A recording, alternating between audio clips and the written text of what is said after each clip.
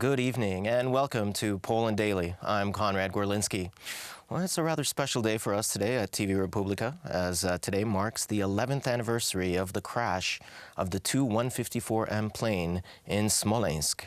The late Polish President Lech Kaczyński and his wife Maria, as well as the last president of the Polish Republic in exile, Ryszard Kaczorowski, and 93 other passengers, many of whom were high-ranking Polish state officials, perished in the crash. From the early morning today, ceremonies commemorating the victims took place all over the country. President Andrzej Duda laid flowers at the Wawel Castle in Krakow, where Maria and Lech Kaczyński were laid to rest after the disaster. Ta ich wspólna wtedy obecność. The bipartisan presence of political figures across the aisle aboard the plane marks a great testimony of our community to this day. Let us remember that there were people of different political persuasions, people who often debated fervently in political disputes on a daily basis. But on this, they were one. Ale w tej sprawie byli jednym. After the morning mass, in the Church of the Visitation Sisters, flowers were laid on Piłsudski Square in Warsaw, in front of the monument to Lech Kaczyński and the victims of the Smolensk catastrophe. Opposition politicians also commemorated the victims of the April 10, 2010 disaster. As every year, #10th of April, at the grave of the late Krystyna Bochenek, we pay tribute to the memory of all 96 victims of the Smolensk catastrophe. This anniversary should be an occasion to reflect that death should never be an occasion to create deep interpersonal divisions. In the afternoon, Polish President Andrzej Duda laid a bouquet in front of the monument to the victims of the Smolensk tragedy and the monument to the late President Lech Kaczyński in Warsaw.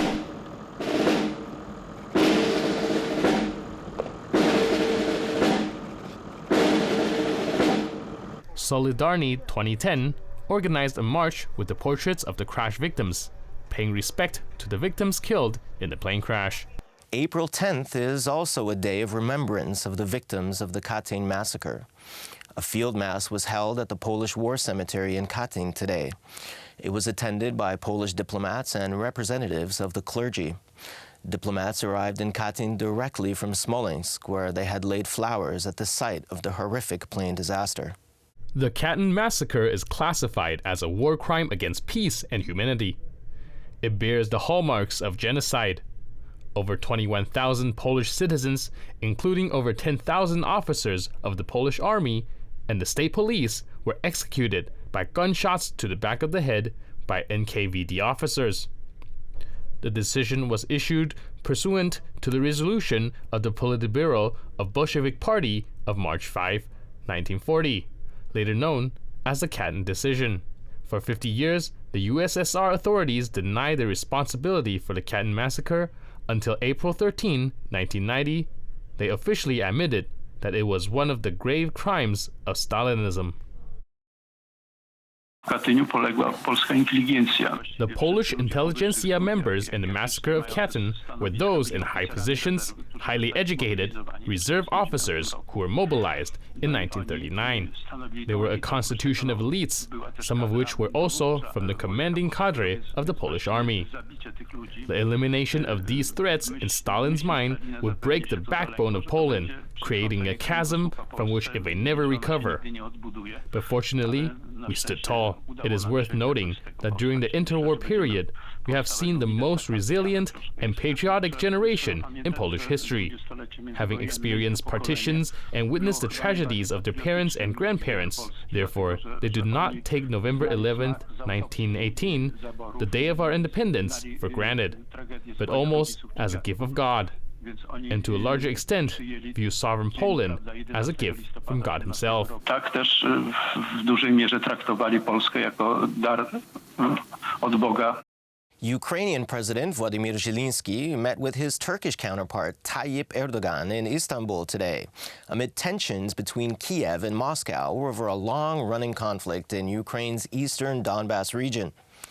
Kiev has raised the alarm over a buildup of Russian forces near the border between Ukraine and Russia. The Kremlin denies its troops are a threat, but says they will remain there as long as it sees fit. NATO member Turkey has criticized Crimea's annexation and supported Ukraine's territorial integrity. It also sold drones to Kiev in 2019. Ukraine and Russia have traded blame for the increase in violence in the conflict, which Kiev says has killed 14,000 people since 2014. To end with some good news today, 101-year-old Mrs. Aniela was discharged from a temporary medical facility today after making a recovery, becoming the oldest patient in the hospital to emerge victorious against COVID-19.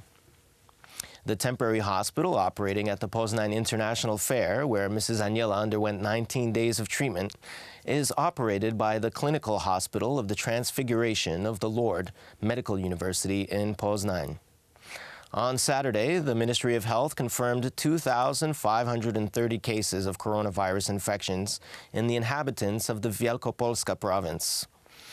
In the region, the day before, 51 people died due to COVID-19 or comorbidities. Thank you for tuning in this evening, and I hope you have a great weekend.